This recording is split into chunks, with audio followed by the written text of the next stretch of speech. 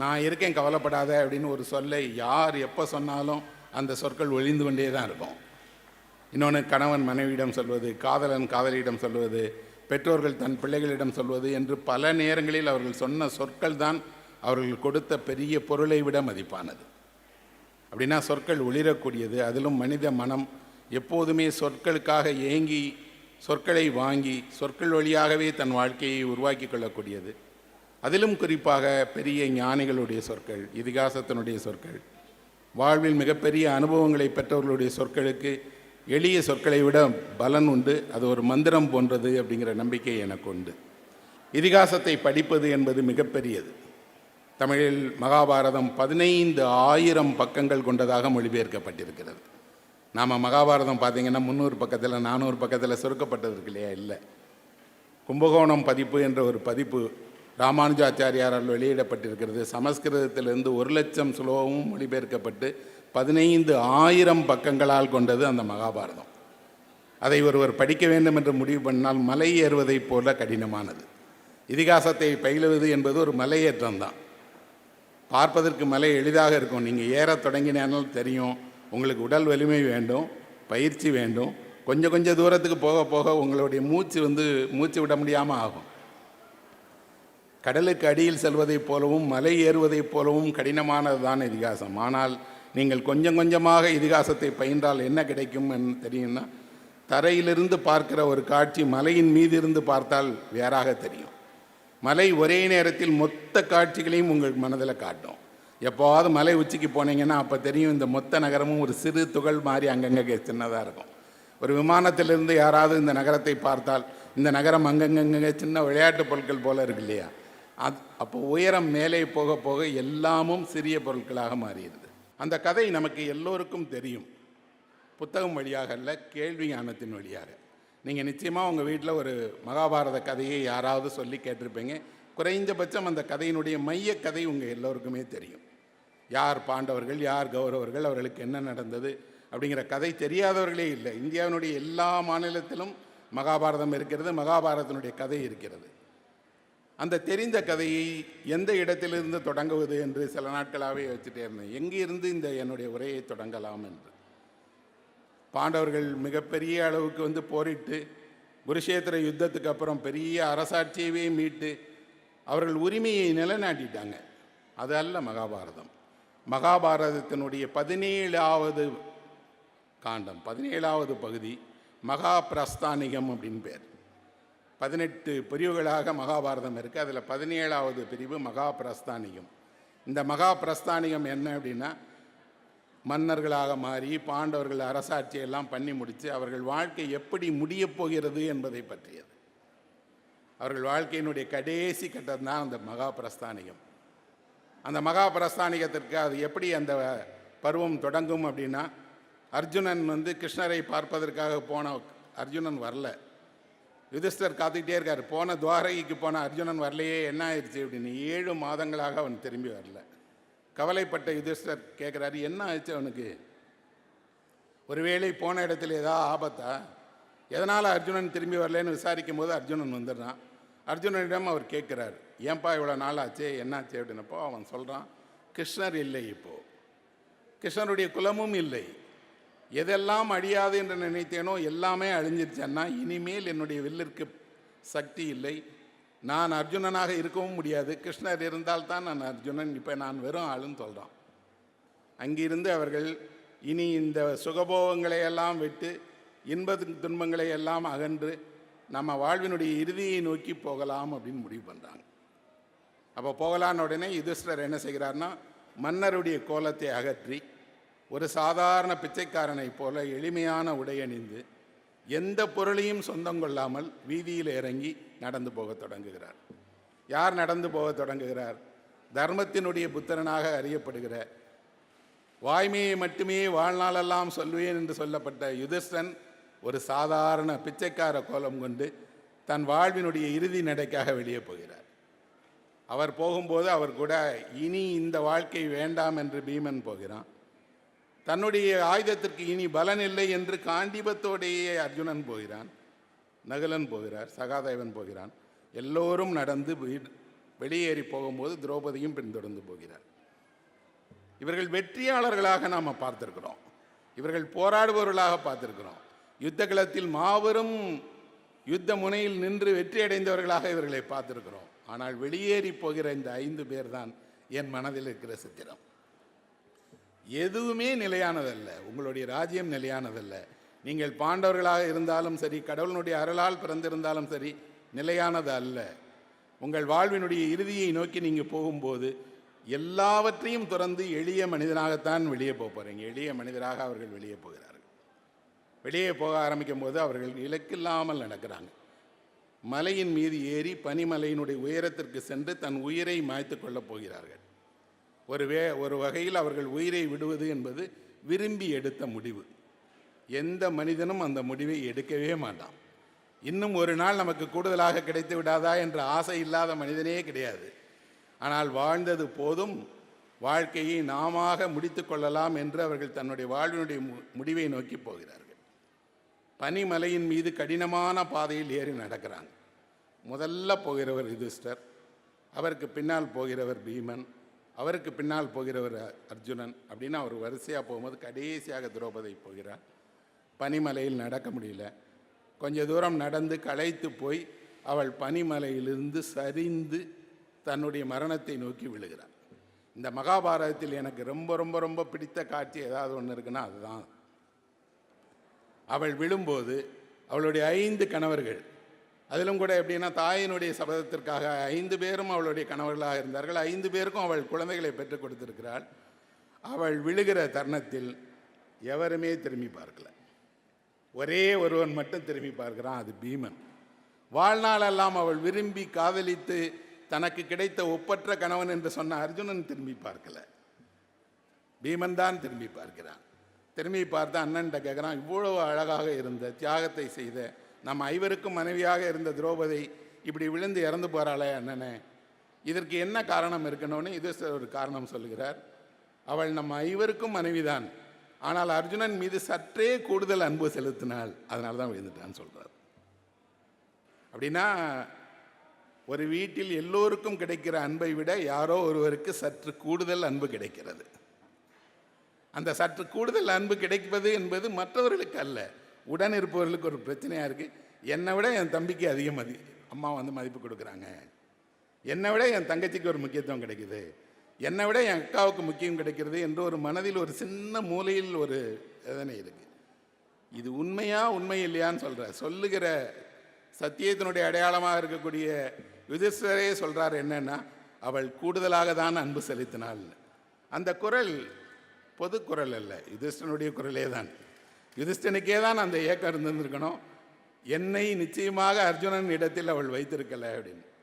அடுத்து நகுலன் விழுகிறான், அவனும் மரணத்தை நோக்கி விழுகிறான். அப்போ அவன் கேட்குறான், இவ்வளவு தெரிந்த ஞானவானான நகுலன் ஏன் வீழ்ந்தான்னு கேட்ட உடனே யுதிஷ்டர் ஒரு காரணம் சொல்கிறார், தான் அழகன் என்ற ஒரு கர்வம் அவனுக்கு, அதனால் வீழ்ந்தான் அப்படின்னு. யாராவது ஒருவருக்கு தன்னுடைய முதுமையில் கூட தான் அழகில்லை என்று சொன்னால் ஏற்றுக்கொள்ளவே முடியாது. ஆனால் உண்மை என்ன அப்படின்னா, முதுமைதான் உங்கள் அழகிலேயே பேரழகானது. இளமையினுடைய அழகு என்பது உருவாக்கி கொள்வது, முதுமை என்பது உங்களுக்கு இயற்கையாக கொடுக்கக்கூடிய பேரழகு சித்திரம்தான் உங்கள் முதுமை. முதுமை என்ன நடக்கும், ஒரு காய் இருக்குது, மரத்தில் இருக்குது, அந்த காய் மரத்தில் இருக்கும்போது மரத்தோடு இறுக பற்றி இருக்கும், சுவை இருக்காது, மனம் இருக்காது, கனிந்திருக்காது. ஆனால் அதே காய் கொஞ்சம் கொஞ்சமாக கனிய தொடங்கிவிட்டால் அது தான் கனியாக மாறி மிருதுவாகுவதோடு மட்டுமில்லாமல் ருசியையும் மனத்தையும் சேர்ந்து தரும். ஒரு கனியே கனியும் போது மனத்தையும் ருசியும் தருகிறது என்றால், மனிதன் கனிந்தால் அவன் எவ்வளவு ருசியுள்ளவனாக இருப்பான், எவ்வளவு மனமுள்ளவனாக இருப்பான், எவ்வளவு பேருள்ளம் கொண்டவனாக இருப்பான். அதனால்தான் முதியவர்களை வணங்குகிறோம், அதனால்தான் முதியவர்களிடம் ஆசை பெறுகிறோம். அவர்கள் கனிவு கொண்டு விட்டார்கள். கனிவு கொண்டால் என்ன நடக்கும் தெரியுமா, இனி இந்த மரம் தனக்கு தேவையில்லை என்று தானே கனிவு வந்துவிடும். இதுவரை ஒரு காயாக எந்த மரத்தோடு பற்றி இருந்ததோ அதே மரத்தை வேணாம் போப்பா, எனக்கு பூமி போதும் என்று அந்த கனி பூமியை நோக்கி வந்துடும். இப்படி முதுமையிலும் கூட தன்னை இல்லை, தன்னை சார்ந்த எல்லாவற்றையும் ஒரு பேருள்ளத்தோடு தரணுங்கிற அந்த முதுமையிலும் கூட ஒருவன் தான் அழகாக இருக்கணுங்கிறத விரும்புகிறான். அழகு இல்லை என்றால் அழகு என்பதற்கு வரையறை என்னன்னு தெரியாது. ஆனால் பொலிவோடு, பெரும் அன்போடு, கருணையோடு, என்னை பார்ப்பவர் எல்லோருக்கும் ஒரு புன்முறுவலோடு முடிந்தவரை கொடுப்பவராக நான் இருக்கணும், அந்த அழகை நான் வெளிப்படுத்தணும்னு நினைக்கிறான். இங்கே நகுலனை பார்த்து யுதிஷ்டர் சொல்கிறார், அவன் அழகன் என்ற கர்வம் தான் அவன் வீழ்ச்சிக்கு காரணம் என்று. அப்படின்னா மகாபாரதம் ஒன்றை சொல்லுகிறது, நீங்கள் அழகாக இருக்கலாம், உங்கள் அழகால் பிறர் வசீகரிக்கப்படலாம், ஆனால் அந்த கர்வம் உங்கள் தலைக்கு இருந்தால் அதுதான் உங்களை கடைசியில் விழ வைக்கும். அடுத்து சகாதேவன் வர்றான், அவன் வீழ்கிறான். அண்ணா அவன் ஏன் விழுந்தான்னு கேட்கும்போது அவர் ஒரு காரணம் சொல்லுகிறார். அவன் வீழ்ந்ததுக்கு ஒரே காரணம்தான், அவன் ஞானவான் என்ற செருக்கு அவனுக்கு உண்டு, தான் அறிவாளி என்று அவனுக்கு ஒரு கர்வம் உண்டு. அறிவாளிகளுக்கே இயல்பிலேயே அந்த கர்வம் இருக்கத்தான் செய்யும், அது இருந்தால்தான் அவன் அறிவாளி. ஆனால் அந்த கர்வத்தை அவன் காட்டியிருக்கிறான், அதை இன்னொருவர் உணர செய்யும்படி காட்டியிருக்கிறான், அதனால் அவனுக்கு வீழ்ச்சி அடைகிறது. அர்ஜுனன் வழியில் காண்டீபத்தோடு வருகிறான். மரணத்தை சந்திக்கும் போதும் அர்ஜுனன் ஆயுதமற்றவனாக வருவதே இல்லை. மிகச்சிறந்த கலைஞர்கள் அவர்கள் தங்களுடைய கலையினுடைய பொருளாக இருக்கக்கூடிய வாத்திய கருவிகளை ஒருபோதும் இழக்க மாட்டார்கள். ஒரு வீணை வித்வானிடம் உங்கள் வாழ்க்கையில் என்ன வேணும் என்று கேட்டால், என் விரல் வீணையின் மீது பட்டபடியே நான் உயிர் திறக்கணும்னு நினைப்பார். அப்படி ஒரு இசை கருவியை போல ஆயுதத்தை எப்போவும் காண்டீபத்தை வச்சுட்டே இருக்கிறான். அக்னி குறுக்கிட்டு சொல்லுகிறது, இது நான் கொடுத்த கொடை, இந்திரனால் அளிக்கப்பட்ட ஒரு காண்டீபத்தை இந்திரனுக்கே திருப்பி கொடு அப்படின்னு ஆயுதத்தை பறிச்சிருது. ஆயுதம் இல்லாத ஒரு அர்ஜுனன் யார்? ஆயுதம் இல்லாவிட்டால் அர்ஜுனனுக்கு ஒன்றுமே இல்லை. அப்படின்னா ஒருவருக்கு அவருடைய ஆயுதம் தான் அவருடைய சிறப்பு. அதிலும் காண்டீபத்திற்கு நிகரே இல்லை என்றால் அந்த காண்டீபத்தை அவன் துறந்து மலைக்கு மேலே போகிறான், அவனும் விழுந்து இறக்கிறான்.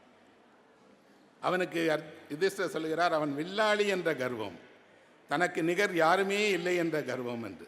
நீங்கள் உண்மையில் நிகரற்ற வில்லாளியாக கூட இருக்கலாம், ஆனால் அந்த கர்வத்தை உங்கள் தலையில் வைத்துக் கொள்ளாதீர்கள். உங்கள் வில்லுக்கு இணை இல்லை என்ற ஒரு எண்ணம் உங்களுக்கு எப்போதும் வேண்டாம், ஆனால் அதை சாதிக்க வேண்டுமானாலும் செய்யுங்கள்ங்கிறார். ஒவ்வொரு மரணத்திற்கும் அவரிடமே ஒரு காரணம் இருக்கிறது என்பதை யுதிஷ்டர் சொல்லிகிட்டே வரார்.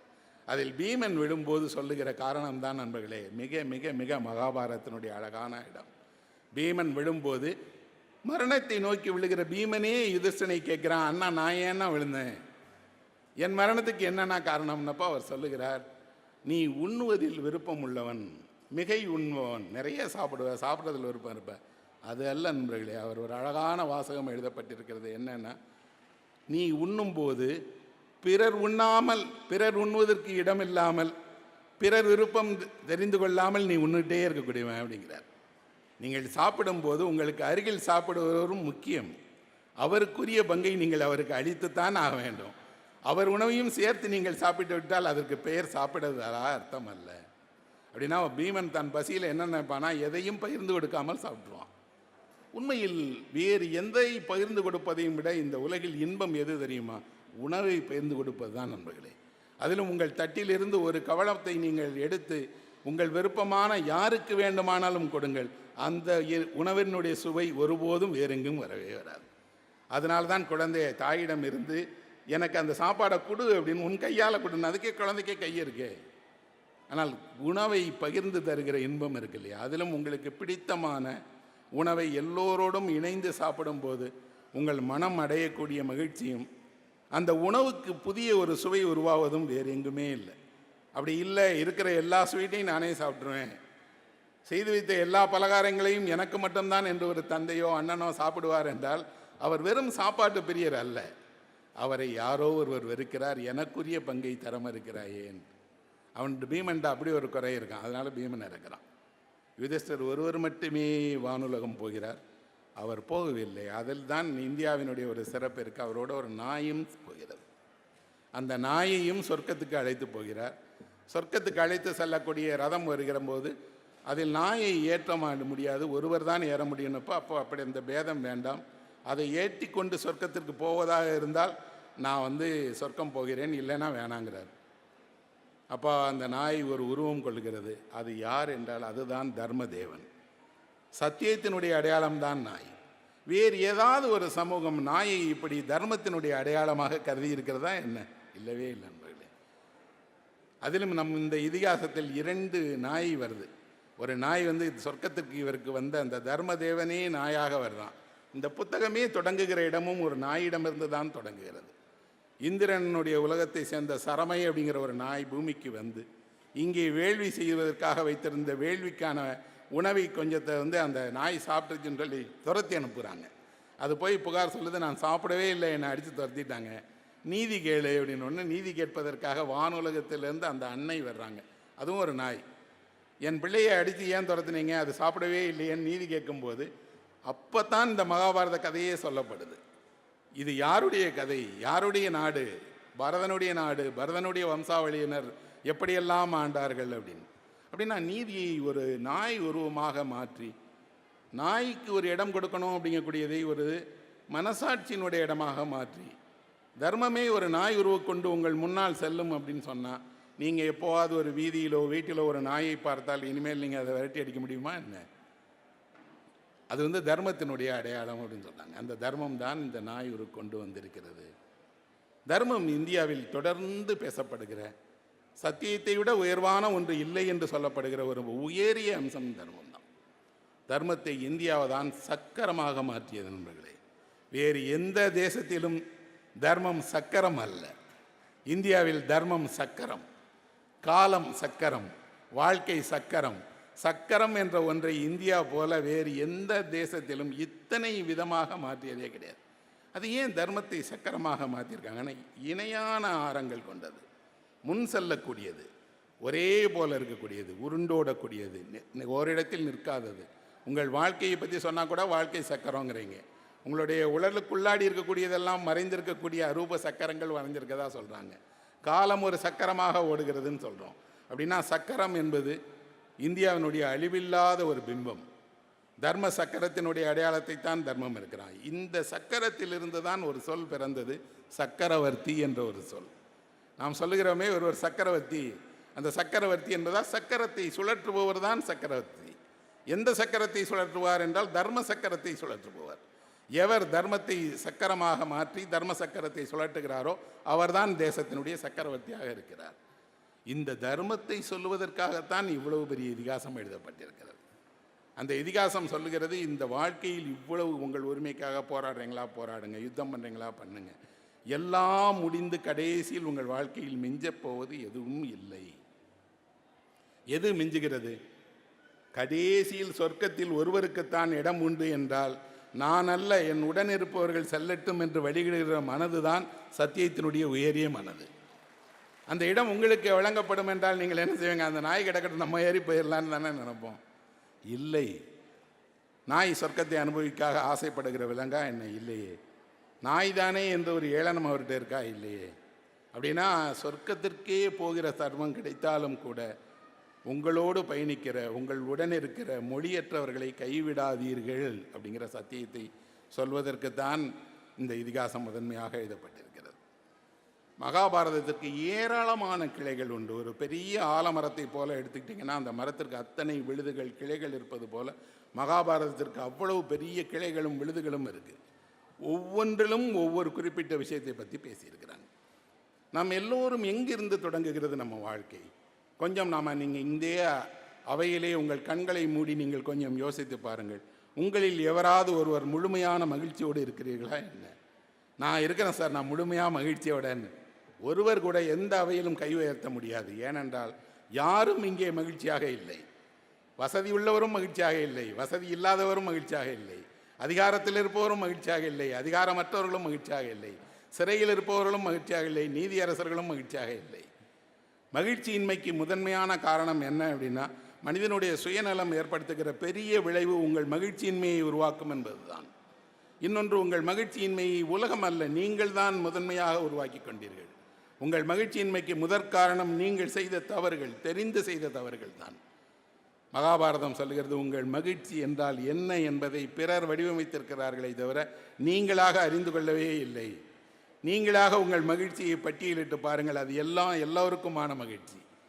நீங்கள் தருகிற மகிழ்ச்சி என்பது உங்கள் வாழ்க்கைக்கு நீங்கள் ஏற்படுத்தி கொள்ள வேண்டிய மகிழ்ச்சிக்கு அடிப்படையாக இருக்க வேண்டியது அறம், நீதி, சத்தியம். அது சார்ந்து உங்கள் மகிழ்ச்சி உருவாகிறது என்றால் அது அழியாத மகிழ்ச்சியாக இருக்கும்னு சொல்கிறாங்க. அந்த மகிழ்ச்சியை நாம் உண்மையில் யோசித்திருக்கிறோமா, வாழ்கிறோமா என்றால் இல்லை. மகிழ்ச்சியை நீங்கள் முன்னாடி எப்படி இருக்கும் அப்படின்னா, முன்னாடி ஒருவருடைய தோற்றத்தை பார்த்தாலே தெரியும் அவருடைய தோற்றத்திலே ஒரு கம்பீரம் இருக்கும். பொதுவாக பழைய சிலைகள் எல்லாம் பாருங்கள், தமிழர்கள் 6 அடி 6.5 அடி உயரத்தில் இருந்திருக்கிறாங்க. ஆளே சின்னதாயிட்டான். ஆள் சின்னதாவோட பரவாயில்ல, அவருடைய மனம் ரொம்ப சின்னதாக மாறிடுச்சு. ஆணும் பெண்ணும் தொழில்நுட்பத்தில் மிகப்பெரிய வளர்ச்சி அடைஞ்சிட்டாங்க, உருவத்தில் ரொம்ப சின்னதாயிட்டாங்க. தமிழ் பெண்களுக்கான அந்த கம்பீரத்தை பழைய சிற்பங்களில் பார்த்தால் தெரிகிறது. எவ்வளவு அழகான உடற்கட்டோடு, எவ்வளவு கம்பீரமான முகத்தோடு, எவ்வளவு துல்லியமான திருத்தமான புருவங்களோடு அந்த முகங்கள் இருந்திருக்கிறது என்று. இன்றைக்கு அந்த உடல் அப்படியே நொய்ந்து போன பெண்களாக வேலைக்கு போகிறாங்க, பரபரப்பாக இருக்காங்க, வீட்டை பார்த்துக்கிறாங்க, படிக்கிறாங்க, எல்லாம் செய்கிறார்கள். ஆனால் கொஞ்சம் கொஞ்சமாக அப்படி ஒரு வெளிரிய மலரை போல மாறிட்டாங்க. ஆண்களும் அப்படி தான். அப்படின்னா இந்த வாழ்க்கை உங்களை உண்மையில் கொஞ்சம் கொஞ்சமாக ஒரு அனலுக்கு பக்கத்தில் வைத்திருக்கக்கூடிய மலரை போல உங்கள் இயல்பிலிருந்து உங்களை மாற்றிக்கிட்டே இருக்குது. உங்களுடைய உண்மையான சந்தோஷத்தை உங்கள் வாழ்க்கை கொஞ்சம் கொஞ்சமாக அப்புறப்படுத்திகிட்டே இருக்குது. அப்போ உங்கள் உண்மையான சந்தோஷத்தை தேடி நீங்கள் சென்றடைய வேண்டியதும், கண்டுபிடிக்க வேண்டியதும், பின்பற்ற வேண்டியதும் நீங்களே செய்ய வேண்டிய பணி. சாந்தி பருவம் என்று இந்த மகாபாரதத்தில் ஒரு பருவம் இருக்கிறது. 2 பகுதிகளை கொண்ட பருவம் அது. அதில் தான் பீஷ்மர் யுத்த களத்தில் அம்பு படுக்கையில் விழுந்து இன்னும் நான் விரும்புகிற நேரம்தான் மரணம் அடைவேன் என்று அம்பு படுக்கையில் இருக்கிறார். அங்கே அவர் ஞானத்தை எல்லோருக்கும் பகிர்ந்து தருவதற்காக எல்லோருக்கும் ஞான கேள்விகளுக்கு பதில் சொல்கிறார். அப்போது பீஷ்மருக்கு தண்ணீர் தாகம் எடுக்கிறது. தண்ணீர் வேணும்னு கேட்குறார். யாராவது நம்மள ஒருவர் பீஷ்மர் தண்ணீர் வேணும்னு கேட்டால் என்ன பண்ணுவோம்? ஓடி போய் ஒரு டம்ளர் தண்ணி கொண்டு வந்து கொடுப்போம். இல்லாவிட்டால் அவருக்கு பழரசமோ அவருக்கு விருப்பமான ஏதேனும் ஒரு பானமோ கொண்டு வந்து கொடுப்போம்.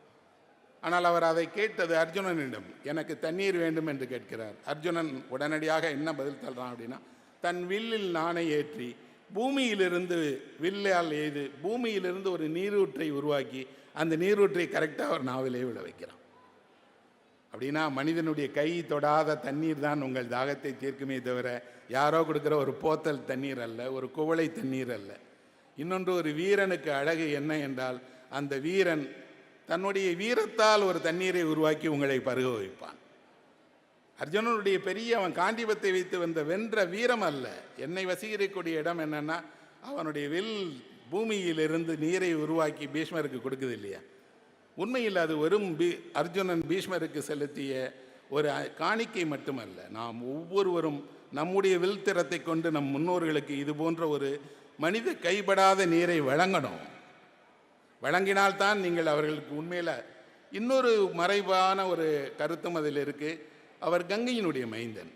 கங்கை பூமிக்கு அடியில் இருக்கிறது.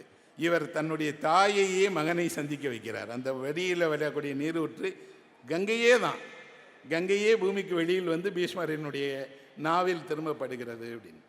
இதிகாசம் உண்மையில் யோசித்தால் ஒரு சாதாரணமாக ஒரு எழுத்தாளரோ ஒரு கவிஞரோ கற்பனையால் ஒரு குறிப்பிட்ட உச்சத்தை அடைந்திட முடியும், எழுதிட முடியும். ஆனால் இது பலவேறு உச்சங்களை கொண்டதுங்கிறதுனால மனித மனதினுடைய இத்தனை பக்கங்களை எப்படி ஒருவரால் எழுதியிருக்க முடியும்? ஒரு வியாசர் அல்ல, 100 வியாசருடைய கரங்கள் சேர்ந்து எழுதியிருக்கோம் அப்படின்னு தான் நான் நினைக்கிறேன். அப்படின்னா அந்த இதிகாசத்தில் இது போன்ற காவிய தருணங்கள் இருக்குது. அந்த தருணங்களை நம்ம நினச்சி பார்த்தா ஆச்சரியமாக இருக்குது. இப்படி ஒரு காட்சி யாராவது உங்கள் வாழ்க்கையில் என்றைக்காவது ஒரு நிகழுமா என்றால் நிகழாது. ஆனால் படிக்கும்போது அது நம்மளை மெய்சில் இருக்க வைக்கிறது. என்னென்னா, எவ்வளோ ஒரு அழகான தருணம். இந்த தருணத்தில் நாம் எப்படி ஒரு காட்சியை பார்க்கிறோம். பார்ப்பதோடு அந்த நீரை பீஷ்மர் குடிக்கும்போது நமக்கே உண்மையில் ஒரு மகிழ்ச்சியை உருவாகுது. மகாபாரதத்தில் அங்கங்கே இந்த மாதிரியான ஒரு அற்புதமான தருணங்கள், அற்புதமான இடங்கள் இருக்குது.